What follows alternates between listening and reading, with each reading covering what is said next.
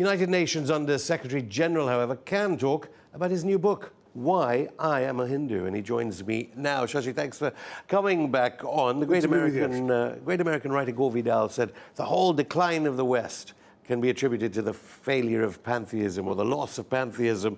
But you say in the new book that Hinduism can mean no God at all. So what is Hinduism? Hinduism is a way really of approaching our understanding of the cosmos, which doesn't actually require us to believe in God in the personalized anthropomorphic sense.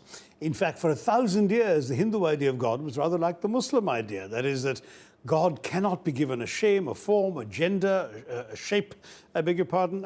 It cannot be touched, seen, known, imagined. Could be an idea, could be a spark, could be a puff of air. We don't know what God is, right? So a God without qualities is what the Hindus worshipped. But they realized that, in fact, ordinary people needed more than that. They needed something they could look to. They needed, for example, in the Vedic era, a lot of nature worship happened. People worshipped trees and rivers and fire, for example. So they said, no, I think we better have an idea of God that actually people Who's the they imagine. here, by the way? The big sages, the rishis, the thinkers and writers. I mean, you're talking about a religion about 1,000 years into its existence of 4,000 years. So that's what I'm talking about. And they then came up with the idea of God in a more familiar sense, Ishwar or Bhagwan. But they said, since no one really knows what God looks like, let's allow people to imagine God as they want. And so there are 333 million names of God, with lots of forms. You want to imagine God as a pot-bellied gentleman with an elephant's head, Ganesha, you may, and that's the image behind you as we started the show. You want to imagine God as an 8-armed woman riding a tiger, Durga, you may do so as well. But they're not all one God. They're all many. All different manifestations, because the human imagination is so limited that we need to think of a God that we can worship.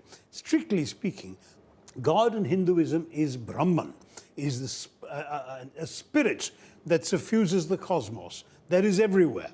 And every one of us is united by the same soul, the Atman, which is in you, which is in me, which is in your pet dog, which is in every living creature. And each of us finds ourselves in a position where, in Western religions, for example, on the Abrahamic faiths, the body has a soul. In Hinduism, the soul has a body. The soul exists, it adopts your body or mine for a finite period of time, and then it discards our bodies and moves on. The ultimate goal of the soul is to be able to merge into God, into Brahman. And that is what we consider salvation in Hindu philosophy. Of course, what most critics and people who praise the book have been talking about, and that is the tolerant version of Hinduism you've given it, versus obviously what has been seen as intolerance associated with the current Indian government. You say that Hinduism clearly accepts the possibility that Abrahamic religions are all fine, Judaism, Christianity, and Islam. Swami Vivekananda, perhaps the greatest modern Hindu preacher, who in the late 19th century made a very famous speech in Chicago to the World Parliament of Religions, said that just as all sorts of rivers flow in different paths, crooked and straight, into the same sea, so also all ways of worship led to the same God. He said that I'm proud to speak of a faith that has taught the world not just tolerance, but acceptance. It's a profoundly important idea, because tolerance, we are taught, is a virtue.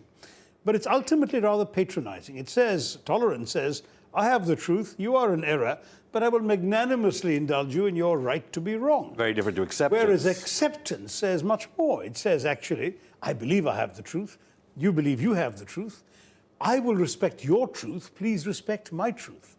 And by that logic, Hinduism is willing to see the merit in every way of worship. What it doesn't accept is the claim of any other faith to be exclusively right. And it doesn't make any such claim itself. Hinduism has no equivalent of saying there's only one way of reaching God or salvation. It says all ways are equally valid. Okay. What about this criticism of Hinduism, that it is based around a caste class system? I know you tackle this subject in here. The very idea of progress is hurt somehow by this version of universal acceptance. Well, the thing is that as far as the caste system is concerned, many good Hindus like myself, I'd like to think devout Hindus, can find plenty of justification for rejecting caste altogether, for saying that this is not, it may be part of a social construct, the way it was evolved in society as practiced in India, but it's not intrinsic to the faith. And I can show you, as I've done in the book, scriptural examples, anecdotes from history, parables from our great old epics and other Puranas, which say that you should not pay attention to superficial external distinctions such as caste hierarchy. But it's true that many Hindus still practice it, and particularly when it comes to discrimination against people because of their belonging to supposedly lower castes, that is actually illegal in India. It's against the constitution, where we have an affirmative action program for the so-called scheduled castes and tribes from the lowest strata of society, the most unfortunate members of our society.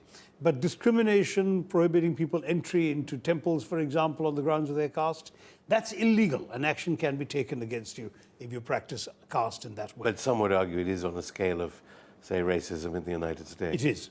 The only difference is, whereas race is visible, caste is not. You can't look at somebody and say, oh, that chap is lower caste, and look at somebody else and say he's upper.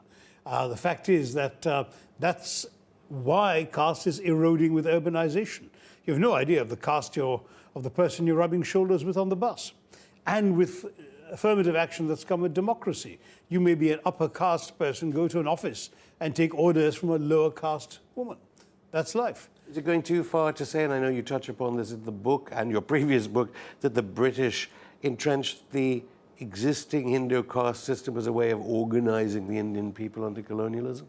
Well, look, the question of organizing the Indian people is something that colonialists, I think, ended up in the end unable to do. But you're right, categorize, control, classify, this was important to the Brits. And the map, the census, the museum were all instruments of colonial domination.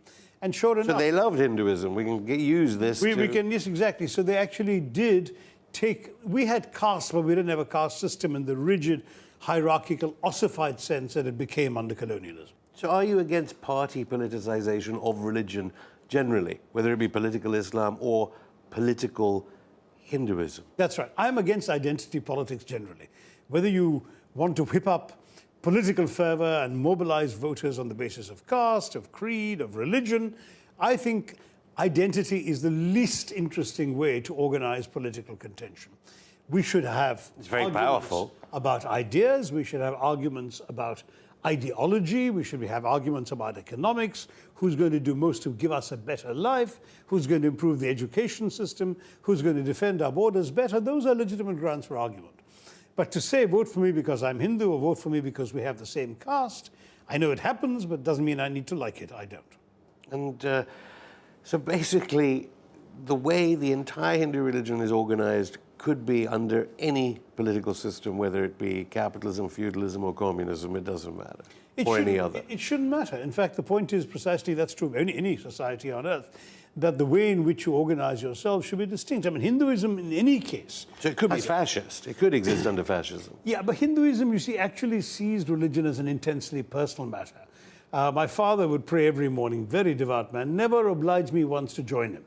The idea is that everything about religion is between you and your maker, or whatever image or form of your maker you wish to worship, or not. That amount of choice is intrinsic to Hinduism. So to kind of hammer all that into some sort of narrow straitjacket of uniformity, that's not something that's truly Hindu at all. And that's why the political movement called Hindutva, which is the ideology of the ruling party today and those forces supporting it, that dismays me a great deal, because in fact, you can't take such a vast, capacious, accepting, diverse, all-encompassing religion and reduce it to the team identity of the British football hooligan, which is what, frankly, some of the goons who are the fellow travelers of the Hindutva movement today are doing. Some studies say that communal violence is up 30% under Narendra Modi. Do you see any signs of optimism in recent months, lessening of this identification of Hinduism and the Hindutva movement's central tenets with the ruling of India politically? The problem, unfortunately, is that communal and identity politics seems to get turned on and off when it suits those in power. When the economics is doing well, they'll talk about that. When the government's doing badly, they'll turn up the volume, as it were, on the communal loudspeaker in order to polarize voters on the grounds of religion. So I can't be complacent or even optimistic that that'll stop happening. Those who are in power today started off very much on the Hindutva bandwagon. Mr. Modi won the last election with a significant upper layer, as it were, of economics, of saying, I will promote many development. Muslims voted for him. Absolutely. But, it's also true that the economics has not been well managed. And as a result, the country is not as well off as the dreams Mr. Modi and his colleagues managed to sell to the voters. The big risk, therefore, is they may turn around and once again whip up communal sentiment in order to compensate for the deficiencies of their economic performance. It worries me. Well, we invite the Indian ambassador on to arguably challenge that. Thank you very much, Shashi Tharoor. Thank you, Afshin. Good talking to you.